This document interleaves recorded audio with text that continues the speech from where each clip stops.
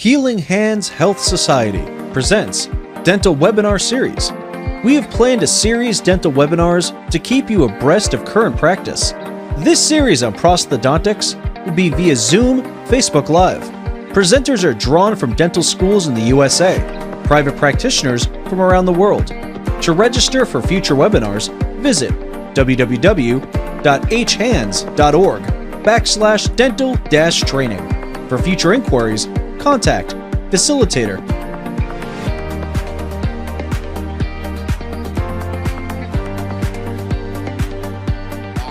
Dr. Bedrossian is a prosthodontist and currently practices in his hometown of San Francisco, California. He received his DDS from the University of Pacific Arthur Dugoni in 2015 and completed the advanced prosthodontic residency and received his master's at the University of Washington in Seattle. He has authored several publications on removable prosthodontics and treatment planning of the fully edentulous patient. He has nationally lectured on implants and prosthetic dentistry. He co-founded, I believe it's an app, the D365, a social media application providing a networking platform for dental students, residents, and dental practitioners to share their knowledge and to connect with colleagues and learn daily from the palm of their hands. He's also very active on social media, documenting and sharing his daily work and personal growth throughout his residency and now his professional career. Dr. Bedrossian, thank you so much. Thank you for bringing all your friends, because we have a lot of people here today because I know you did share it out there. Thank you so much. And please take it away. I'm going to stop sharing my screen now. All right, let me see if I can share my screen here. You guys see my screen? Oh, look at that. Yes. Go ahead. Yes. All right. So let me just actually, 1 second, let me just minimize myself so I don't have to see myself. Okay. So first off, I want to thank Dr. Uvo for giving me this opportunity, and obviously Dr. Cooper, a mentor of mine. Very honored to share this webinar stage with him, and I think it's very well scheduled, having both of us back to back, just because everything that I'm going to be speaking about today really follows aesthetic principles that have to be understood first. And so we're going to talk about this topic that was asked today. But first off, again, just want to reiterate, I want to thank Dr. Uvo. I mean, what a great mission, what a great opportunity to kind of share his thing, his helping hands. And when I didn't know anything about it at first when I got introduced, and so I looked up online, and I really like the idea, and I think it's very important for all of us to spread the word and help him out as far as spreading the mission and making sure that we provide healthy lifestyles and improve quality of life to these underprivileged areas. So once again, I just want to thank you for giving me the opportunity for lecturing today and sharing what I know. So thank you again, Dr. Uvo. Again, to follow Dr. Cooper, I think is great. This idea of aesthetics doesn't only go to single tooth dentistry or full mouth rehabilitations. It also goes to dentures, and in this case, dentures that are attached to implants or the full implant prostheses. And so we're going to discuss analog versus digital workflows for the conversion process, and you're going to continuously hear me say throughout the entire hour that it's important for us to understand analog principles and then utilize digital technology to be more efficient or predictable with our workflows. And so when we look at these panoramic radiographs, there are obviously many different ways to treatment plan and treat the edentulous arch. We've seen all on 4, all on 6. The more contemporary title now is all on X. And there has to be some sort of diagnosis that first should be identified before any treatment is rendered for these patients. And The diagnosis for these types of patients had been shown in the literature as far as a tooth-only defect, or if you're missing more than teeth, such as the bone and gum, a composite defect. And depending on how the severity of the resorption of the missing structures are, that may lead to a difference or a variability of the definitive prostheses. As you can see here, as we move towards the right, more pink is showing in the definitive prostheses. And we'll discuss a little bit more about why and how that affects or how that relates to the diagnosis. But there has to be also an algorithm as far as how we approach treatment planning the completely edentulous patient. And my father, who's a well-known oral surgeon, and a lot of his other colleagues and my mentors wrote this article back in 2008 as far as a systematic treatment planning pre-evaluation for treatment planning the edentulous maxilla. And that led him to write this book about doing just that in the graftless approach. And I was very honored and lucky to confirm 11 years later that this sequential method that was written in 2008 and also in his textbook is validated and still can be used today. And so we're going to talk about today the objectives of really just once all the diagnosis is done, now we're at the surgery day, and how are we going to convert the denture? And there is an analog way of doing it, which I think is very important for everyone to know. And then, of course, now the more contemporary way is digital and fully guided, if you will. And we're going to talk about how, compare the two. Do we cut corners? Are we being more predictable? Is one way more efficient than the other? We're actually going to see by side the differences between the analog and digital workflow for the conversion prostheses. So when we're talking about the analog conversion, here we are going to surgery, but prior to surgery, exactly what Dr. Cooper had been mentioning, you have to have a starting point and fundamental knowledge of aesthetics, and make sure you bring to the surgery day an aesthetic and vertical dimension and midline appropriate prostheses, because this prosthesis is going to be converted on the surgery and during the 6 months or 3 months of healing. And so we want to make sure we have a prosthesis that has the appropriate vertical dimension of occlusion. We also want it aesthetically acceptable. So again, the midline, the smile curvature, the embrasures, the buccal corridor fill, everything that Dr. Cooper had been mentioning in the previous hour. And then once we have the appropriate prostheses, we now want to provide a surgical guide for our surgeon. And there's 3 things that are really important for the surgical guide. The first one is stability.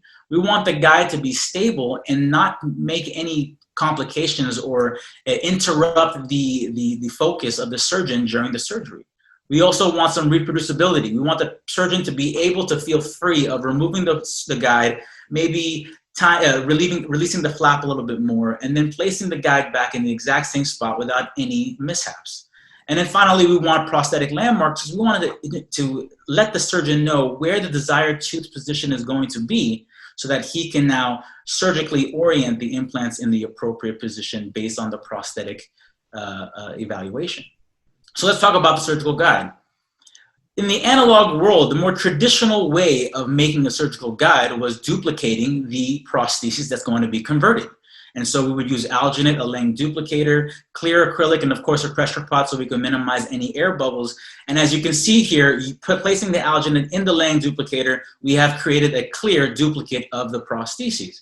So for this denture on the left side, this is the maxillary duplicate. And what you can see is a clear resin for the flange, and we can see barium sulfate was used for the teeth. And the reason why barium sulfate was used was because it's radiopaque, and the traditional method was we were able to also have the patient wear this guide during the CBCT analysis, and the opacity of the teeth can now showcase in the CBCT evaluation. So when we look at the available bones available, we know exactly the relation to where the desired tooth position will be in the denture prostheses. And so that's another way we can make this guide. But as you can see from the intaglio surface of it, we've provided prosthetic landmarks. The surgeon now knows where the desired tooth position will be. So we've created this somewhat of a fence and telling the surgeon that here's this area that you can place an implant anywhere palatal to the desired tooth position. So this was really not guided surgery, okay? And this was more of a, here's my desired tooth position, not only as a fence anterior posterior, but also horizontally. There's the palate, the ridge is right there, and please place 4 or 6 or all on X implants within this trough and of course respect the anterior posterior AP spread in order to minimize cantilevers. And so this was the traditional way of making a guide. And again, we've also provided stability because in the maxilla, we can use the palate for stability. And you can see here in the duplicate of the denture, we've actually is exact same representation of the prosthesis that's going to be converted. So we have the midlines that are coincident, the corridors that are filled, the occlusal plane that mimics the lower lip curvature, everything exactly aesthetically appropriate in the prosthesis that will be converted. So what else can we use the surgical guide for?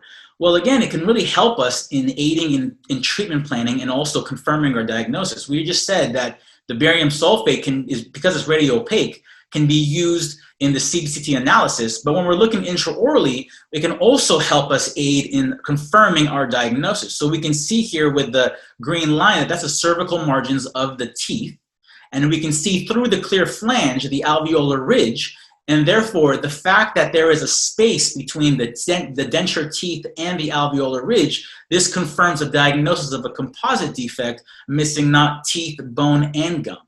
And so since the dental alveolar complex is missing all three structures, then the appropriate prosthesis would be an FP3 or a pink and white prosthesis. As you can see here as well, we're looking at the measurements. From the incisal edge position of the desired tooth position number 8 or 9, all the way to the alveolar crest is about 16 millimeters. So we have sufficient prosthetic space before we go into surgery. So therefore, we can say, do we need an alveoplasty or do we not? For prosthetic space purposes, we don't need an alveoplasty. And of course, when we evaluate the smile, we don't see any of the clear flange as well. So his low smile line is not an aesthetic compromise. So again, this also aids in our diagnosis that an alveoplasty may not be indicated for the surgery day. So again, duplicating the denture in the analog world told us a lot and actually allowed us to evaluate and confirm and make us feel comfortable before going into the actual surgery.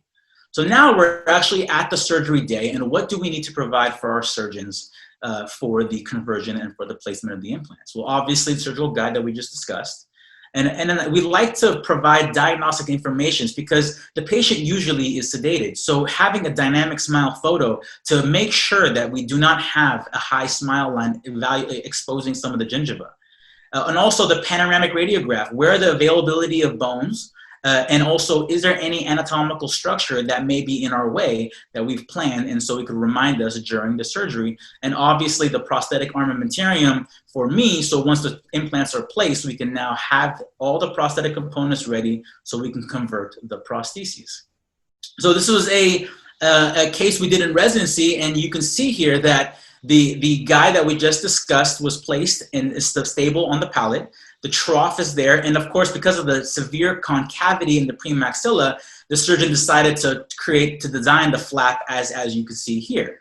And as you can see, the trough provides him prosthetic landmarks of where the desired tooth position will be, and please, surgeon, place the implants palatal to the desired tooth position. And again, stability from the palate. And so in this case, because we had sufficient bone volume and height, we placed 6 implants axially, and you can see that we have proper anterior posterior position, minimizing the cantilever in the posterior. And again, the surgical guide provided him the 3 things he needed: stability, reproducibility, because he could take it on and off and place it in the same place, and of course, prosthetic landmarks, so he knew exactly where the desired tooth position will be.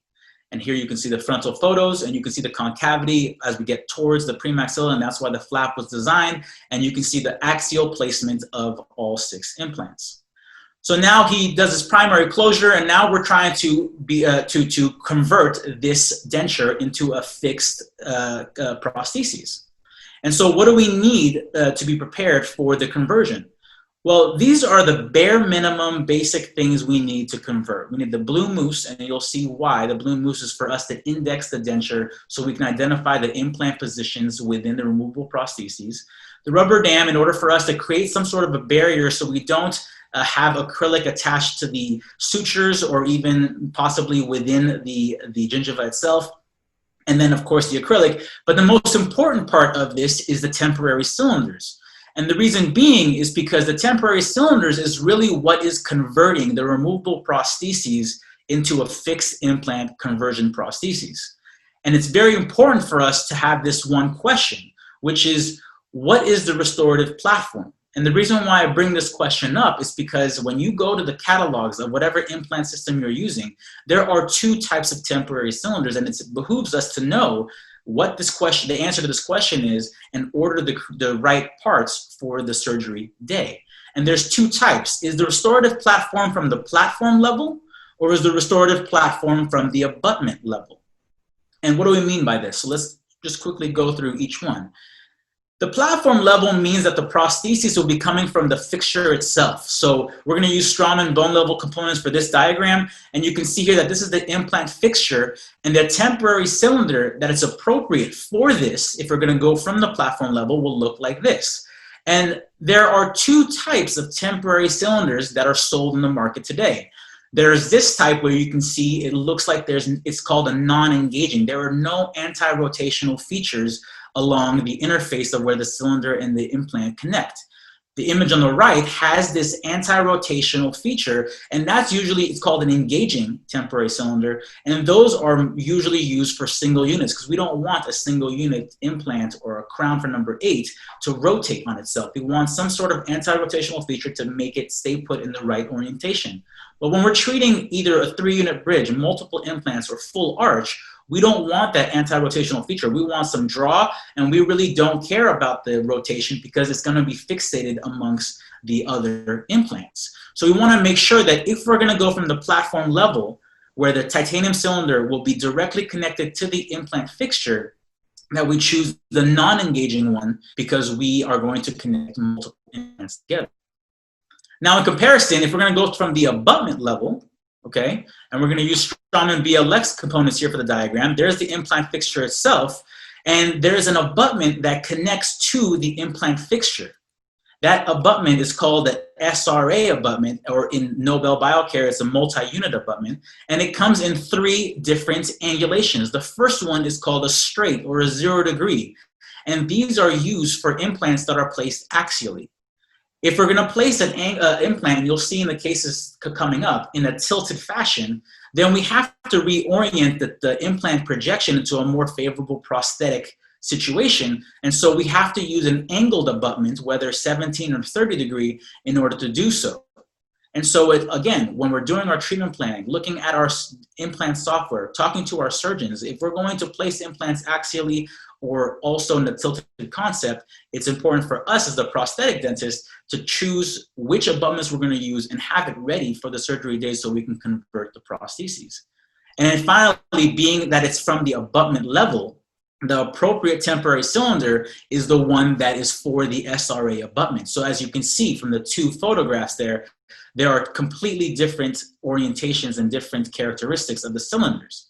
And because what's going to happen is the abutment is going to be screwed into the implant fixture itself, and then that cylinder is going to be attached to the abutment itself. So the restorative platform here for the conversion prosthesis is from the implant abutment.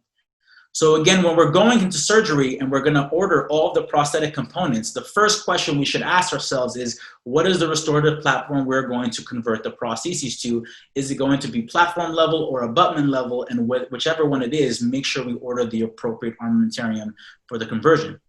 Now, there's some pros and cons to either, okay? And I just said, platform level can only be used if the implants are placed axially, because obviously if we're doing the tilted concept, and we're going to go from platform level, it's going to be very difficult for us to place our hands in the back of the patient's throat to access that screw. So if we have enough bone, and if we're going to place the implants axially, we can use platform level, and there's some pros to doing so. For instance, since it's going to be attached directly to the implant fixture, we will use a larger prosthetic screw. The negative part of using a platform level is that the connection of the conversion prostheses or even the definitive prostheses to the implant is subgingival. And therefore, there could be some discomfort from the patient, and we may need to have to apply anesthetic every time we remove and place the prostheses. So that could be a negative part of going from platform level. And we're talking about abutment level. The pro is obviously the connection of the prosthesis and the abutment is usually at the gingival crest or supragingival. And so there's really no discomfort for the patient. The negative part is that the prosthetic screw is much, much, much tinier and can't be torqued like the larger prosthetic screw. And so sometimes people may be nervous as far as loosening of the screws or even fracture of this tiny little prosthetic screw. So there's pros and cons to both. And again, if we're going to use a tilted concept for the surgery, we really are only stuck with using abutment level. And so it's important for us to understand the pros and cons to each type. So let's go back to that same case. Here we are again, primary closure. We're using the blue moose to index where the implant positions are. And now we're going to identify where exactly the implants are going to be coming out of. And as you can see, we planned the guide appropriately and the patient and the surgeon placed it in the right way where the implant access connections are coming palatal to the desired tooth position and also allowing us to convert this prosthesis. So we put the rubber dam there. We are protecting the sutures that are placed as well as the implant connection and the gingiva. And now we are going to engage our non-engaging temporary cylinders because all implants are placed axially and we're gonna go from the platform level for this conversion. And here you can see we're going to now lute and connect with salt and pepper of the acrylic onto the denture base to the temporary cylinders. And now we have all 6 temporary cylinders picked up. At this point, the benefit of this implant supportive prosthesis for these patients is that we could remove the flange as well as the palate. So now we're going to use a disc and we're going to create this horseshoe or this U-shaped implant bridge and remove the palate and the flange and nicely fill in all of the voids and polish the intaglio surface. As you can see here, the prosthetic conversion now looks like this, and there's certain components we have to identify. The first one is you can see here whenever you see a prosthesis with the intaglio looking like this with silver points sticking out, you would know that it's a platform level prosthesis, and you'll see with future cases that I'm going to show the difference between how they appear. And so this is a platform level prosthesis, and of course it's converted with a non-engaging. There's no anti-rotational feature on any of these titanium cylinders. And the other thing too is to import, when we're doing the conversion analog or even digital, is we have to make sure we have the intaglio contour that is nicely polished and flat. And it's been shown in the literature from '96 even to last year, the importance of why the intaglio should be flat and highly polished in order for soft tissue health as well as cleansability for the patient. This was my first conversion ever in residency. And you can see the maxillary conversion prosthesis was very well done, filled in, flat, and convex. The mandibular one was actually concave, and you can see upon the phase 2 of the treatment plan, when I removed the prostheses, the maxilla was so clean, the mandible was not. And that was my fault, not the patient's fault, because of my intaglio contouring during the conversion. And so important for us to understand that we want to make a convex or flat intaglio contour, not only for the conversion prostheses, but also for the definitive. And then of course, maintain intimate tissue contact. Now the intimate tissue contact is very important only for the maxillary prostheses. And the reason being is because if we have any space between the maxillary prostheses and the gingiva, that's an airway can leak and the patient may whistle. And so, and also if there's a high smile, and hope we don't get to this point, but it could also be an aesthetic compromise. And so phonetically, we have to make sure we have an intimate tissue contact so we don't have any phonetic compromise when the patient speaks from the maxillary prostheses. And again, of course, not so intimate. We want to allow access for hygiene, whether it be with a water pick, super floss, and something of that nature. And so these are the 3 things that we want to make sure when we are converting the prosthesis. And as you can see here, this is the conversion. And after we are done, we have delivered the definitive prosthesis for him. And so for the analog workflow, we want to create a surgical guide, and we've duplicated that with a Lang duplicator and alginate, provided the surgeon an idea of prosthetic landmarks and understanding where to place the implants in relation to that. We have all the armamentarium, the appropriate answer to what the platform connection will be. Is it platform level or abutment level? And choosing the appropriate armamentarium and cylinders for that. And again, making sure that the intaglio contour is filled in nicely with the voids, highly polished and either flat or convex. So let's go through one case here with the analog workflow. And this is Maria. And again, what you're going to see now that we've kind of built this baseline, and again, this is such a great thing to go after Dr. Cooper, is because I'm going to kind of showcase certain principles that I evaluate as a restorative dentist before we go into surgery. So if we're looking at Maria here, we see the vertical dimension from an extraoral standpoint. She has a slightly diminished lower third. And so that may indicate some sort of loss of vertical dimension. If we're looking at her facial midline, you can see that there's some asymmetries. Her chin is slightly deviated to her right. Her masseter is slightly larger on her right, and her nose is not really symmetrical as well. And if we're looking at her lateral profile, she has an appropriate nasolabial angle, and therefore that means whatever prosthesis she currently has, at least it's in the appropriate anterior posterior tooth position to support the upper lip. When we're looking at the three pictures that Dr. Cooper had mentioned previously, we want to make sure that there's competent lip closure. And then, of course, the lips in repose or lips in rest position is appropriate, because that's really the beginning of any aesthetic or rehabilitation, because we want to make sure that, do we want to display more for a more youthful smile? Do we want to maintain it? And so in this case, you know, she's in her 80s, and so there's no incisal display at rest, which is appropriate for her age, and so we'll maintain her incisal display because it's really flush with her lip, and the upper lip is slightly longer than normal anyways.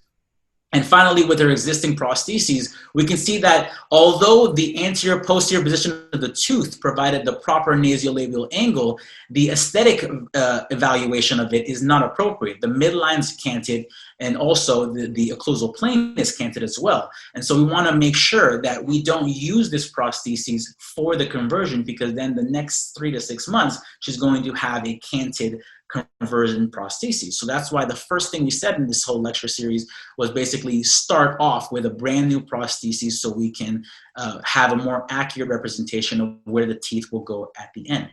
If we're looking intraorally, we can see that she's completely edentulous in the maxilla, partially edentulous in the mandible, and there's asymmetry as far as alveolar resorption in both arches. And of course, what we're planning on doing here is evaluating the panoramic radiograph, and we can see the asymmetry of the severe resorption of the lower right quadrant. And therefore, if we're going to place implants in the mandible, we're going to have to do some sort of alveoplasty, not only to provide proper prosthetic space, but also level the plane, because we don't want implants at different levels. So the treatment plan for her was she has a very favorable palatal vault and anatomic ridge for the maxilla. So we're going to do a new maxillary complete denture, remove the remaining teeth in the mandible, and place 4 implants in the mandible. So let's discuss the diagnosis of the mandible. So for Maria, she's obviously missing some teeth. She's missing some gum in the lower right quadrant, and she also has some bone missing along the teeth that are remaining. So she is a composite defect, the loss of teeth, bone, and gum. So that's our diagnosis for the mandible. And therefore, the appropriate prosthesis for someone who's going to miss, like the schematic on the left shows, teeth, bone, and gum, we have to replace the missing soft and hard tissue. And so the appropriate prosthesis will be a pink and white prosthesis, or an FP3 prosthesis. If we look at the lateral view of her initial presentation, you can see also the severe concavity of the anterior mandible. And not only do we want an alveoplasty in order to level the plane for the implants, but we also, if we were to just take out this teeth and place implants without an alveoplasty, you're going to see that the ridge is too thin. So we want to do an alveoplasty to make a more robust ridge in order for the implants to be placed and housed circumferentially with bone. And of course, we're going to do the all-on-4 tilted concept interforaminally for the mandibular treatment. In the CBCT analysis, you can see here again, you can really appreciate the concavity of the mandible as well as the knife edge ridge. So again, we're not only doing the alveoplasty in order to level the playing field as well as having prosthetic space, but you can see here that an implant position more incisal to where that concavity or knife edge ridge is wouldn't be favorable. So we want to do an alveoplasty to have a more broad ridge for the implant. And there's the alveoplasty. So again, level the occlusal plane and the broad ridge for the implant. The one thing that we have to know is that when we're doing our wax try-in and we're going to plan to make an immediate denture for the mandible that's going to be converted, we have to communicate with the lab technician exactly what we just discussed. We have to let them know that we're going to do an alveoplasty for prosthetic space and to allow a more robust ridge for implant placement.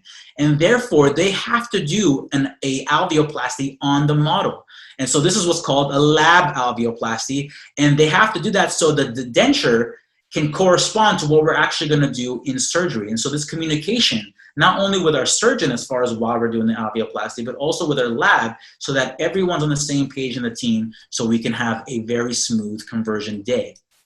So here's the definitive prostheses for the upper and the conversion prostheses for the lower, and a guide is duplicated so we can also, again, in clear acrylic, make sure we can communicate and say we want 15 millimeters from the incisal edge to the desired alveoplasty line. You can see after the teeth are removed, my father did the surgery for this case, and you can see that it's too thin of a ridge, and so implant placement along this ridge would not be favorable. So an alveoplasty is indicated, and once the alveoplasty is done, you can see how nice, not only do we level the plane, but how broad and the ridge is, so we can nicely place implants that's circumferentially surrounded by bone.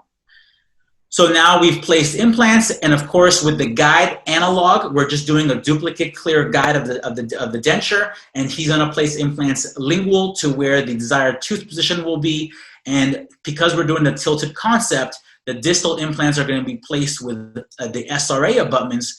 Just for a prosthetic standpoint, just for ease for us and also for the patient, we're gonna place the SRA abutments on all 4 implants. So what you can see here is the 2 distal ones that are tilted in order for us to maximize anterior-posterior spread, but also be aware of the anatomical landmarks such as the mental foramen. We have to reorient the implant position into a more favorable prosthetic situation. And so we've used 30-degree SRA abutments in the posterior. And since the 2 anteriors were placed axially, we want to place just a 0 or a straight SRA abutment so that all 4 are from the abutment level. So the question becomes now on surgery day is, can we actually convert? And the answer is based on initial stability. Do we have initial stability of the implants because we have to in order for us to convert and immediately load these patients throughout the healing process? And there are many ways of achieving stability. Obviously, what armamentarium are you using? What kind of implants are you using? Are they the appropriate ones? What type of bone are we talking about here? And there's also some surgical techniques that the surgeon can use in order to achieve initial stability, such as undersizing the osteotomy if it's warranted and if it's appropriate. And of course, the insertion torque is what we are evaluating in order for us to see if we have the appropriate stability. And if each implant is placed with an insertion torque that's greater than 30 Newton centimeters each one, then we can feel comfortable loading the prosthesis the day of surgery.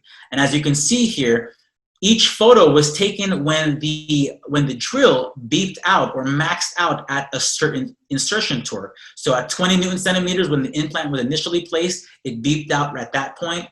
He increased it to 40 Newton centimeters and then finally hand torqued the remainder, 2 or 3 millimeters of the implant into the bone. And now we know and comfortably and confidently feel that we've achieved the appropriate initial stability for us to load the prosthesis. Well, this insertion torque is really referring to the rotational stability. So there's 2 types of stability to be aware of. The rotational stability is the insertion torque, but then also we have to be aware of the ISQ value, which you've probably read in some literature. And what the ISQ value is talking about is the lateral stability. So it has to be greater than 70. And it's important for us to know that when we're measuring this resonance frequency vibration along this peg on the implant, that we do it in 2 directions, not only buccolingually, but mesiodistally to assure ourselves that the implant is stable in that position. So therefore, since we're reviewing the initial stability and that there are certain numbers that we have to confidently see before we convert, therefore, when we're looking at our implants, you should have 3 numbers. You should have the insertion torque, right? The implant number 19 was inserted at greater than 40 Newton centimeters, and the 2 ISQ values, the mesiodistal and the buccolingual, were measured at 69 and 71, and so we feel confident that we can move forward with immediately loading and converting this prosthesis. So now we're ready for the analog conversion. And we just talked about how do we analog convert these prostheses. And remember, we're gonna stop here at a cylinder. Which cylinder am I gonna use for this case? The first case I showed you was actually place implants from the platform level, but since we did a tilted concept for this case, we're going to place SRA abutments, so we have to make sure we order the appropriate temporary cylinders, which will come from the abutment level. And of course, the acrylic and the bending brush. And why, again, do we have to use the SRAs? This diagram will help you show. The implant is placed in a tilted concept, again, to maximize anterior-posterior spread. And it's very difficult for me to access that screw through the patient's mouth if it's coming that distal. So for us to reorient the prosthesis or the prosthetic connection, we use the SRA abutment. So again, here's the implant projection. There's the SRA abutment into a more favorable prosthetic position. In this case, we use a 30-degree. And then there's the white cap or the protected cap so that we can now index the denture. So there's the index denture. We're going to use a round burr to relieve these holes where the implant positions are. There's the primary closure and the abutment level temporary cylinders. And from there, we're going to pick up as we did in the first case with acrylic. And in this case, I use quick set acrylic because the patient's very tired. It's a long day. Why don't we just use something that's auto-polymerizing and quick to set? Whereas, you know, if I'm going to use something like repair resin, which takes slightly longer, so the working time is obviously less. But if the more you do, the quicker you get, the more you're comfortable you are with using quick set. In residency, I use the 50-50 quick set and repair resin in order to increase working time because we're obviously novices and learning how to convert in this kind of situation. You can see here that all the voids are filled, and again, polish the intaglio or convex surface. And again, remember when I showed you, if you ever see a prosthesis, a conversion prosthesis with those little silver points sticking out, that was indicating a platform level temporary cylinder. You can see here now the flatness of these show that it's an abutment level platform that we are restoring from. So here's the new maxillary denture opposing the newly converted and loaded mandibular prostheses, all on floor interforaminally placed with a tilted concept. And as you see, although we did the alveoplasty, the teeth were in the appropriate position for the mental labial fold. So we're really, even though we're alveoplasting, the FP3 or the pink and white prostheses has to recreate the missing hard and soft tissue. So you can identify the convexity of the prostheses in order to support the labial mental fold for the patient. And here's the before and after, and you can see we've not only established the midlines that are appropriate with their face as well as the lower prostheses, but also established a more harmonious occlusal plane, filled the buccal corridors, and also reestablished the vertical dimension of occlusion for our patient.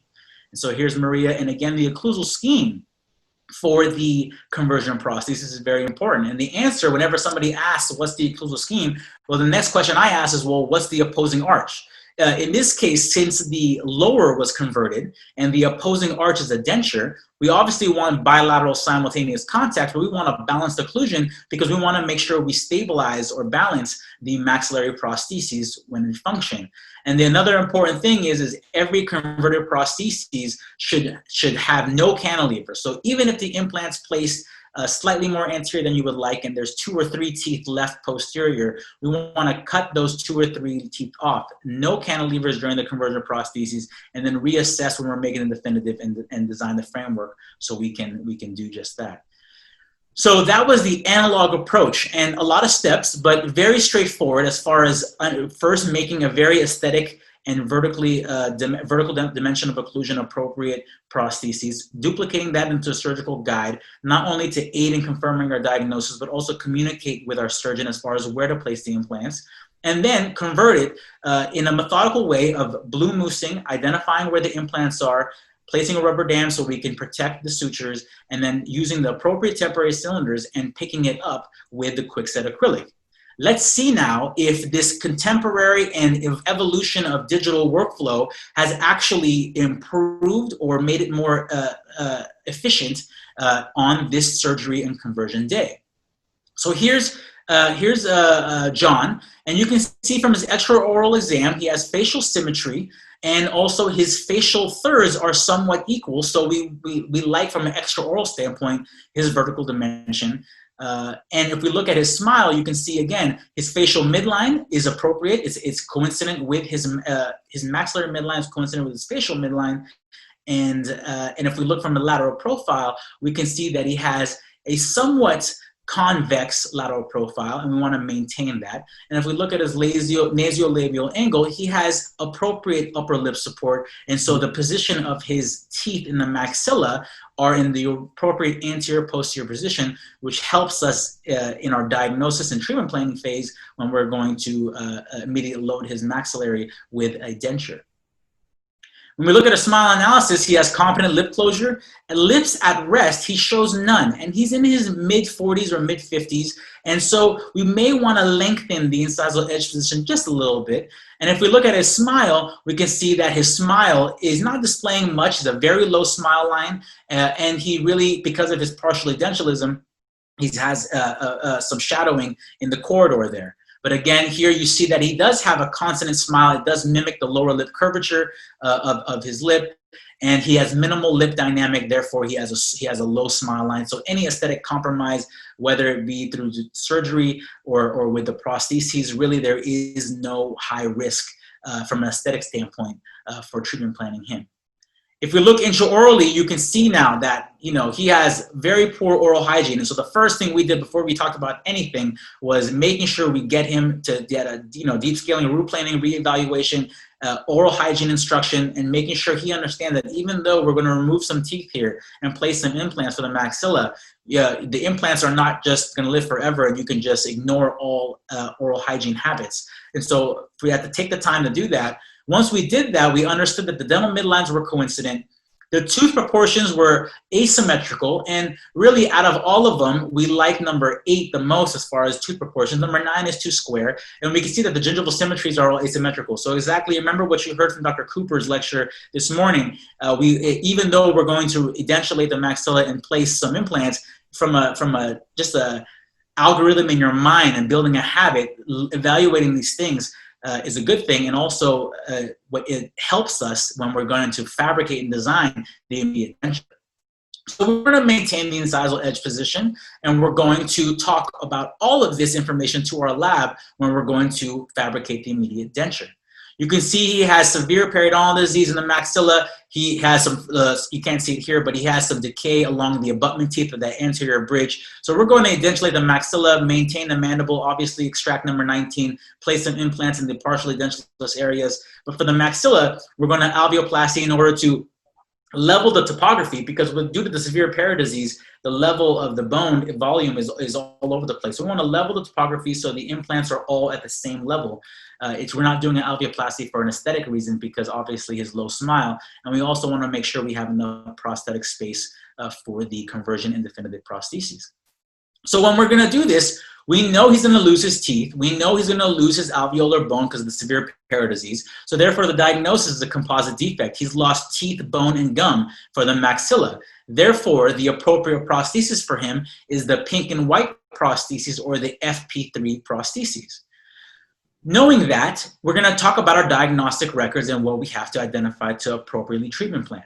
So we have the DICOM files, which is the CBCT analysis, to evaluate from a 3D perspective where we want to place the implants. We also have the intraoral scan, or the STL file, so that we can superimpose both of those in the implant software and prosthetically plan and guide the surgery for the maxilla. So the first step for us is we need to fabricate an immediate complete denture, because where the teeth are right now, although they're in the appropriate anterior posterior position, the level is all over the place and it's really not aesthetic. So let's start off like we did with Maria in a brand new level or field that's aesthetically appropriate. So these are the treatment plans. We know we're gonna maintain the vertical dimension. The incisal position is fine. The occlusal plane is gonna be maintained, and by occlusal plane I mean the mimic of the consonant smile of the mimicking the lower lip curvature. Maintain the anterior posterior position, because we know it provides an appropriate nasolabial angle, and of course maintain the midline because it's coincident with his facial midline. And then for the surgical standpoint, we're going to do an alveoplasty in order for us to do have prosthetic space for the prostheses. So again, all of this information is going to be taken into account when we're fabricating the immediate denture. And remember with Maria, we had to communicate this with the lab. We had to tell the lab we are planning to do an alveoplasty, so please do a model alveoplasty so that the conversion prosthesis fits what we're actually going to do in surgery. Well, can we do this digitally? And we actually can. And so with John, we actually had the STL file. We removed all of the teeth, and we basically treated it as if we were going to do the lab alveoplasty on the model. Remove the teeth, trim back the alveoplasty to the desired level that we had evaluated in the treatment plan, place teeth using denture. In this case, we use exocad, and then make an immediate denture. And of course, make sure that not only do we have appropriate tooth proportions, but we also have the occlusal plane and the occlusion that's appropriate for the prostheses. Once we've gathered all of that, and now we have the DICOM and the STL file, as well as the immediate denture in the digital form, now we're going to import both of those into the implant planning software and plan where we're going to place the implants. Now, in this case, we use Straumann, and we use Straumann Smile in a Box. I know there's a lot of other manufacturers, such as InSequence, that does a stackable or sequential system for us to fully guide or digital workflow in order to surgically place implants as well as convert the prostheses. In this case, we did Smile in a Box. I'm going to briefly walk you through how we do this. And again, you can see from the CBCT on the left-hand image, the blue outline is my immediate denture that we designed in the appropriate aesthetic vertical dimension and occlusal plane and midline. And that STL file superimposed in co-diagnostics allows me to envision where the teeth will be in relation to the alveolar bone. And then the surgeon and I can sit down and say, this is where the implant should be placed, housed between the ridge, and also this is the appropriate SRA abutment for us to have it come out of the occlusal fossa or lingual to the teeth of my denture, as you can see on the image on the right. So again, you can see here that there are 4 implants we're going to place, and number 4, 7, and 10, all housed well within the bone at the appropriate alveoplasty level that we have discussed. And again, the appropriate SRA abutments are chosen in order for it to come lingual or palatal to the desired tooth position outlined in blue. So now that we've planned the implant planning software, now we can go and print all of this and be ready for the surgery day. So we're going to use Smile in a Box, and let's just talk about what comes in that box. So remember, in order to prepare for the analog workflow for surgery day, I had to do all these steps and make the denture and then duplicate it in clear for us to do that. Well, we don't have to do this anymore with the digital workflow. What actually happens is, in this case, I'm going to show you the stackable system.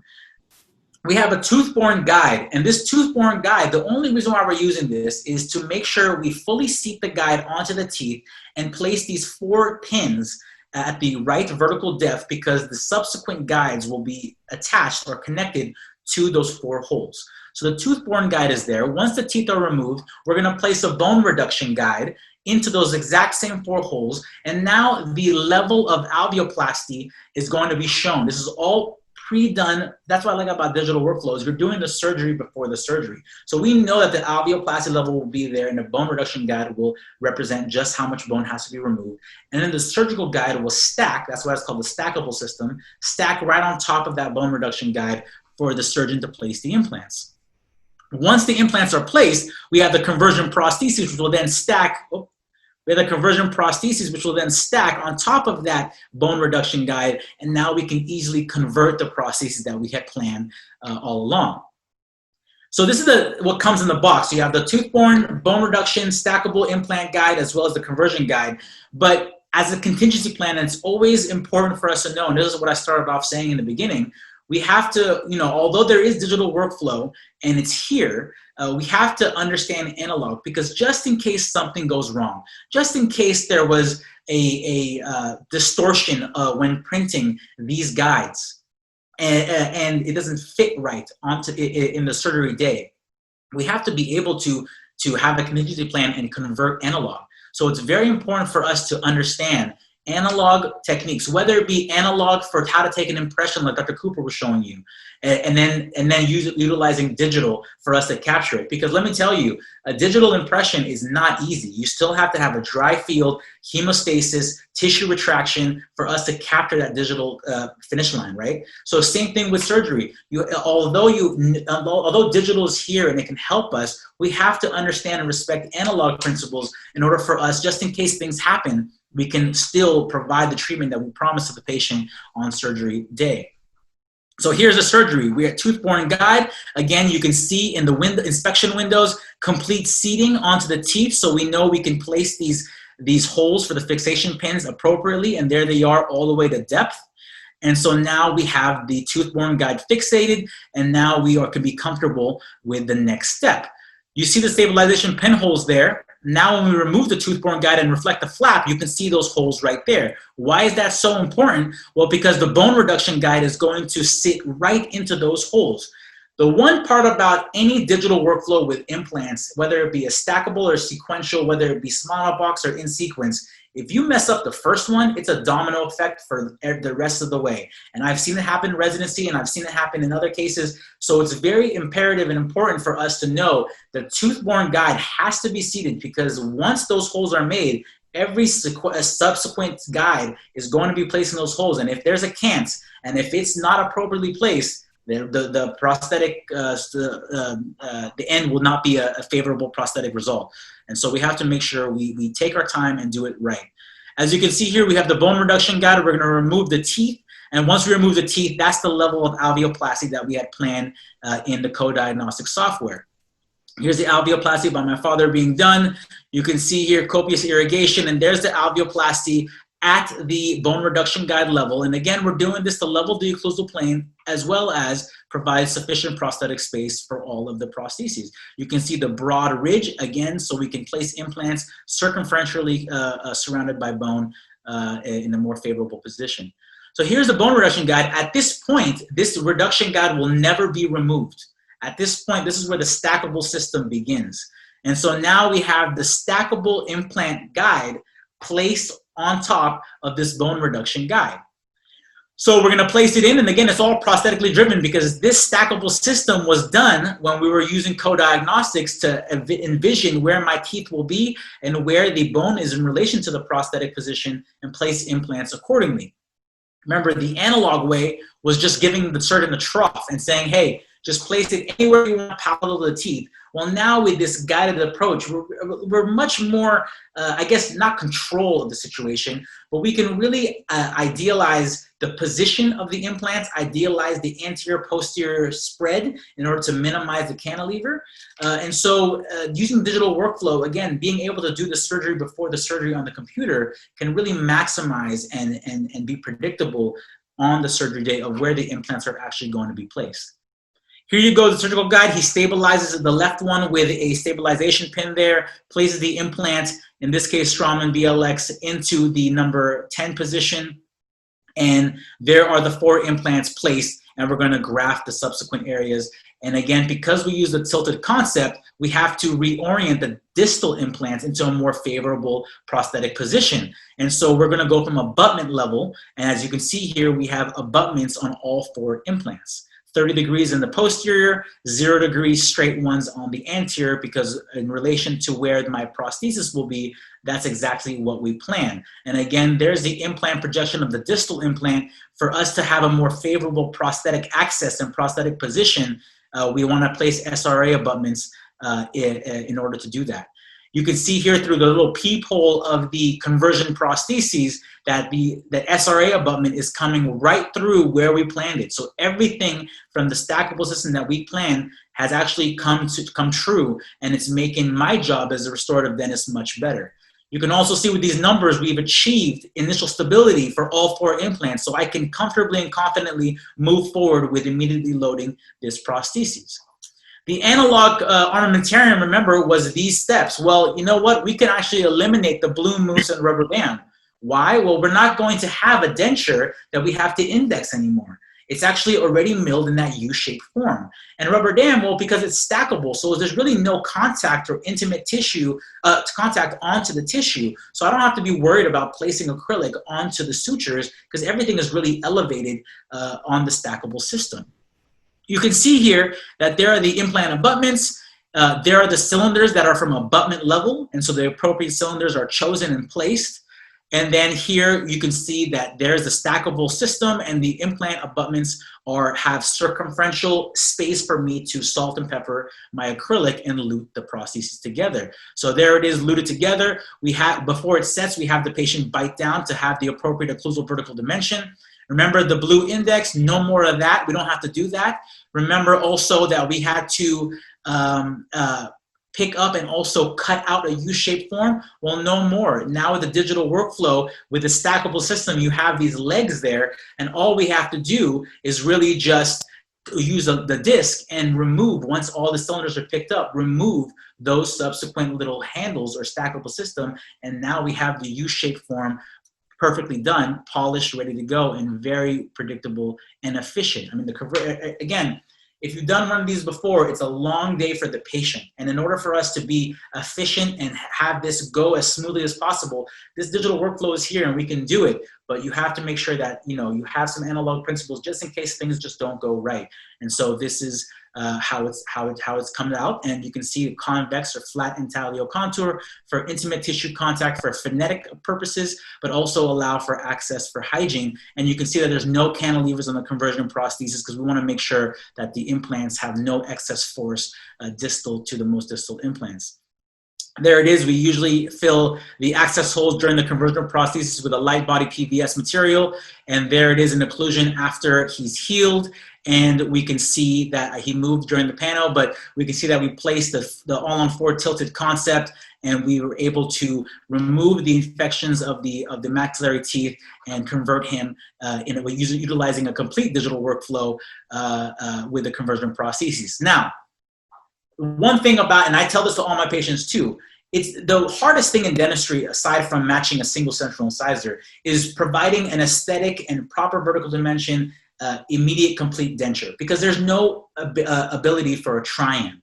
And so when we're doing that, as well as placing implants, the conversion prosthesis, although this is an aesthetic result for the conversion prostheses, there are things aesthetically that Dr. Cooper had mentioned and that I see that we can improve on. And we have to tell the patient, listen, John, this is just for the 6 months of healing. We're going to change everything for you for the final. The teeth should be slightly larger.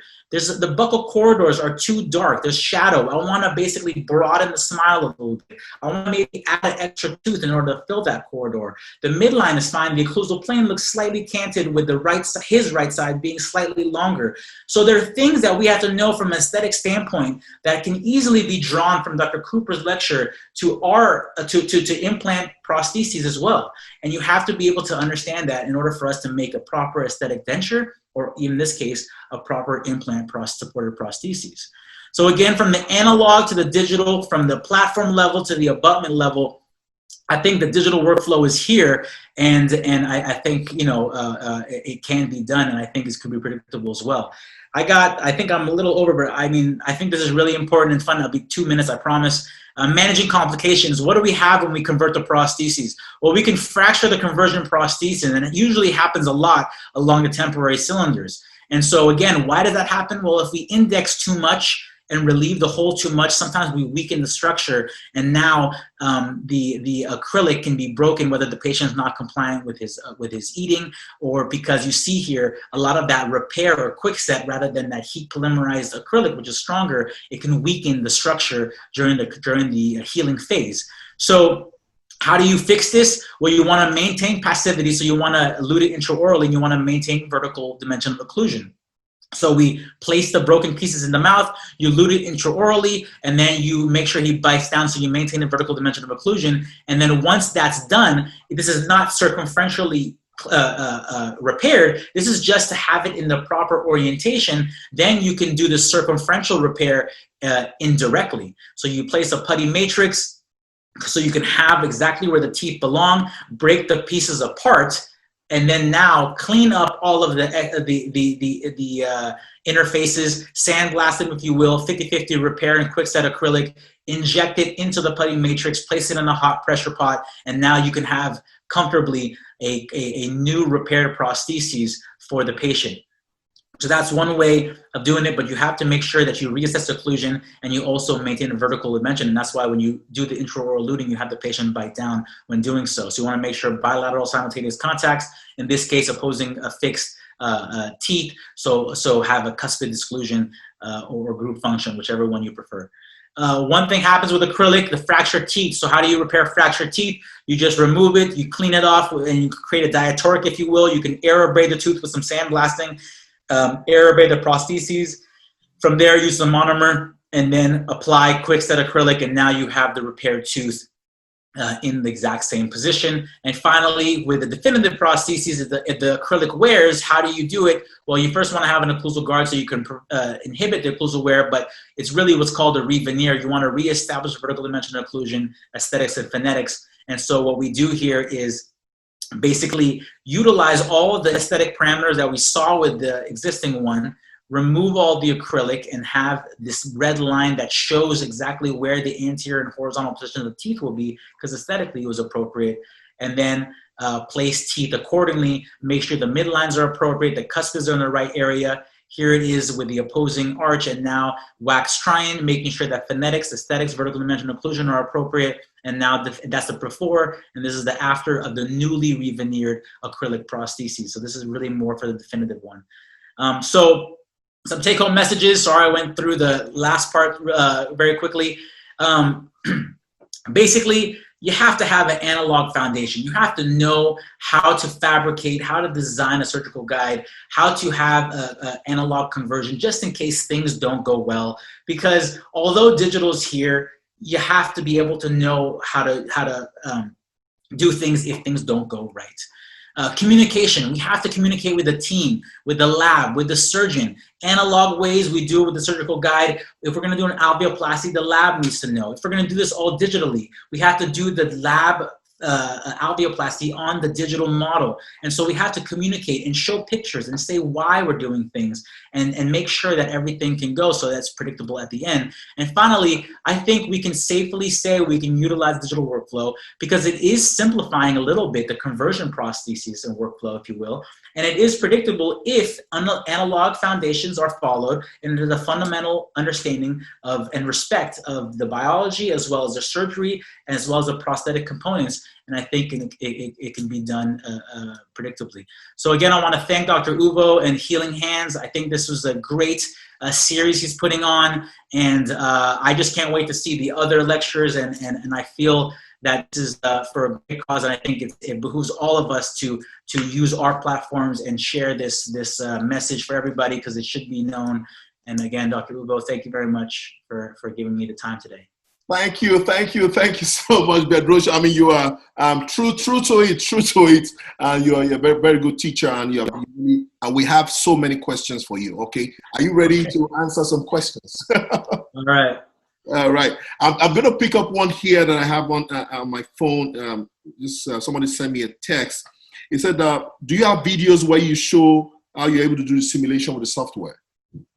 Do I have videos? I don't, but it's funny. Every time I give a lecture, people, I don't, when you're making these things, it's a story, right? And I don't know how much to put and how little to put. And if people, and this is the third, fourth time someone's asked about a video. So yeah, the next one I plan. We're going to bring you back with some demonstration then. So that gives me one more topic. There you go. Well, so next time I do this, I'm gonna screen record so I can show how we do this. But yeah. Okay. One more question here. It said with bone reduction, how are you able to know where to place the teeth where you want? The teeth. He said with bone reduction, how are you able to place the teeth where you want? Okay, so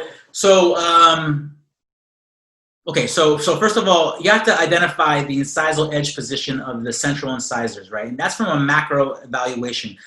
Where are the lips in position in respect to that? When she smiles, what's the lip dynamic? How much do they display? Is that appropriate? Once that's identified, that's where your teeth belong. So what I wanna say is, with Dr. Cooper's and with mine, you understand the aesthetic parameters, But what's important is we cannot ignore basic denture principles. The wax rim tells us everything that we didn't know from an aesthetic standpoint. So whether I do an alveoplasty on the model or not, the wax rim will be elongated or shortened to establish where the teeth should be placed. So I hope that answers the question. The wax rim would do it. Now, it's obviously much more difficult for an immediate complete denture because there really is no wax rim availability. And that's where on the software, we use landmarks to help us. In John's case, I like number 8. So number 8 position is exactly what I used on my software to place denture tooth number 8. Regardless of if I'm doing alveoplasty or not, 8 belongs right there because from an aesthetic standpoint, that's where 8 should be. And from there, 9 was there and the rest of the occlusal plane followed. I hope that answers that question. Okay. Can you see the questions on the Q&A? Yes, I can. Okay, we'll go through them. That'll be. I just wanted to mention here to all the attendees, we do have a YouTube channel where you can find the recorded versions of this. I think it's something you want to go back to and watch and take notes. It's pretty fast. But you can go back at your own time, and there are going to be some post-test questions. So once you do that, we're going to send out questions like next week. So you take a particular, watch the videos again, and you can actually go back and review it and share it. Yes, go ahead. There's some questions on there on the Q&A. Let's see. Yeah. Okay, so can you elaborate the reason why you don't want to have implants in different height levels? Okay, so when we're doing a full arch implant, it's really that the answer to that question is really for ease of the prostheses and for the lab and fabrication and also for the patient. I mean, imagine if one implant's here, one implant's down here, one implant's over here. The intaglio level will be all over the place. So, you know, for us being able to access the screws are all different levels. I have to get different screw heights and lengths for the driver. It's just not practical. And also for the patient to clean between each one. It does happen, especially for the maxillectomy patients, where patients have removal sections of one area of the jaw. Obviously, you're stuck with it, and that just has to be. But if you're doing an ideal scenario, you want to have a level plane. And I've also explained why. Also, the level plane was one reason, but also really to have appropriate prosthetic space, but also to have a nice, robust ridge for the implant to be placed. So that's really why you want to have it at the same level. How do you control the polymerization of the acrylic during the filling of the concavity of the prostheses? That really depends on what your acrylic you're using. If I'm using quickset acrylic, I know it's within 30 seconds. So I basically, you saw there, I think you could use salt and pepper and just do it sequentially or like kind of like how we pack composite, right? You can just do layers. You can use a monojet syringe and just squirt it all along the intaglio, wet your finger with a monomer and smooth it with your finger. So that's another way to do it. But obviously, the more comfortable you are, the less working time you need with your acrylic. If you want more working time, use a repair resin. It doesn't set within 30 seconds. It sets actually in about longer. And then also, in order to prevent bubbles and also to have a nice, solid, strong structure, place that repair resin into a hot water pressure pot, and that would be maximizing your conversion prosthesis strength and everything else. If the insertion torque is less than 35 Newton centimeters, what do you determine providing? Good question. So I read an article in residency. I forget the name, of course. When you're out of school, you forget authors in 2 seconds. It's a bad habit. There was one that said if you have 120 Newton centimeters combined, you're okay. And the one thing is I don't feel comfortable loading one that has, so what does that mean? Does that mean one can have 20 and the other one can have 70? And now I'm happy because a majority is 120. So I think if you follow this parameter of having a minimum of 35 centimeters for each one, you can confidently do it. If you don't, which I didn't for one of my patients, I didn't show today, which I didn't for one of my patients, it depends on which one is the one that's less than 35. If it's the distal one, unfortunately, I would cut off the conversion prosthesis along the anterior and give the patient a 3/4 conversion prosthesis and not load the posterior one, right? if you're talking to my father, what he would say, if he didn't get it, well, he's going to back out that implant, do some implant algorithm surgery in his head, and place either a fatter one or do something in order for us to achieve it, so we don't have the 3/4 prosthesis converted and given to the patient, but really cut it off and let it go. If it's an anterior one, do an all-on-3. The posterior ones are there. One of the anterior ones are there. Don't load the fourth one, and just do that. So it's not ideal, but if you don't have 35 Newton centimeters, it happens. That's kind of, you just don't want to load it. Do you have any thoughts and experience with prefabricated prostheses? I'm assuming, well, I mean, the digital workflow is a prefabricated prosthesis, no? I mean, it's prefabricated, it's brought into you, and you hope it works. So the only negative thoughts I have of it is if the planning was done inappropriately, then the prefabricated prosthesis is useless. And so that's all I can say about that. Do you have any thoughts and experience with prefabricated prostheses with the cylinders already placed in the race? Okay, so that one I haven't had any experience with, and the reason why is because things happen, and not everything. Guided surgery is not 100%, and so from a control standpoint, I want to have some sort of leeway so that when I convert, I know it fits perfectly. And that's one of the things about this in sequence and this monobox is stackable systems. If the first one goes wrong, let's say you went and you bought this and you have this prefabricated, cylinders are in place prostheses. If something goes wrong and everything is canted, you're going to place that one canted, you know, so maybe you want to reorient and have some leeway with the holes to at least, you know, attach it and create and fix the occlusal playing field. So no, I haven't had any experience with it. I don't know much about it. What is the aim of leveling the occlusal plane? The aim of leveling the occlusal plane is from an aesthetic standpoint, as well as getting, you know, something that can get a occlusal scheme that's appropriate, you know, bilateral simultaneous contacts on each tooth, the force going actually through the teeth and also the implants if possible. Is there any problem of having the implant at different levels? Again, it can happen. It can happen, and there really is no problem. It's just more of a access standpoint from the prosthetic or restorative dentist. I've had some where because of the asymmetry of the resorption of the posterior mandible, I have to use an extra long driver because it's just too far deep, whereas the anterior ones are much more easily accessed. So there's no problem from a biomechanical standpoint. There's more of a problem from a ease of restorative or prosthetic standpoint, if you will. I think those were all the questions. Do you have any more, Ugo? There are no more questions. Do you have any questions? If you, I don't think so, but I'm sure if there are more questions, we could email them to you at a later date. Thank you so much. On Friday, we're going to have Dr. Alberto Armand all the way from I think it's Portland, Oregon. Let me just see. I'm trying to share my screen here so I can bring him up. He's going to be talking on occlusion. Every dentist knows that occlusion is one of, you know, so he's going to be talking about 8 random tips on occlusion. Dr. Armand Alberto, he'll be speaking on Friday at 10 a.m. Eastern. He's a prosthodontist in the Portland, Oregon area, and it promises to be an interesting time. Thank you so much, everyone from around the world. It's amazing that we are speaking to people from Sarah. Sarah is a doctor from the UAE. She is somewhere in the Dubai area. And we have people from the UK, from Ethiopia, Nigeria, Ghana, different Toronto, Canada. You know, thank you guys for coming. And I said earlier, the recording is going to be available on YouTube. I would send out the link in an email to everyone. Thank you so much, and see you next time. Thank you, Dr. Bedrossian. Hey, no, thank you. Awesome. Cooper, it was an amazing time. Thank you so much. Thanks.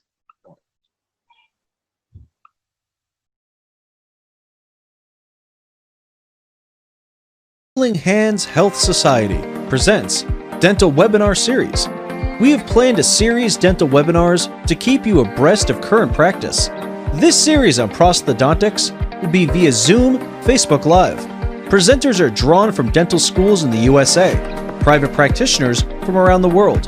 To register for future webinars, visit www.hhands.org/dental-training. For future inquiries, contact Facilitator